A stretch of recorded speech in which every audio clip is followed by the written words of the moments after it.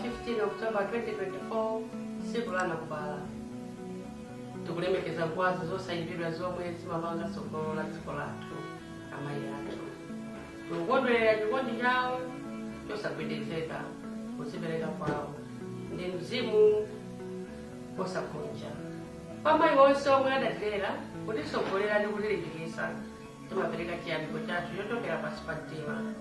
Chikoka chanu chimakhala ngati maziko a dziko lathu ndipo cholowa chanu chokhalitsa chidzapitiriza kupatsa mphamvu mibado ikubwerayi. Pamene tikuvomereza udindo ofunikira wa amayi, tizizindikirenso zovuta zomwe amakumana nazo. Tizipereke kuthandizira ndondomeko zonse zimakweza amayi kuonesa kuti anthu akupeza thandizo la chakudya, la mankhwala, maphunziro ndi mwayi wachuma pamodzi titha kupanga tsogolo labwino lomwe amayi ndi mwana aliyense angachite bwino.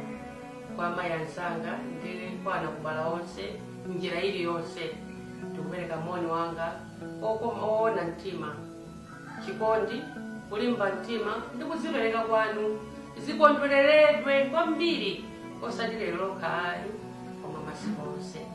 Amayi, Mulungu azikukumbukirani nthawi zonse nawonjezera masiku a moyo wanu, komanso ineyo ndimakukondani kwambiri. Nakubala wabwino kwa nonse amayi.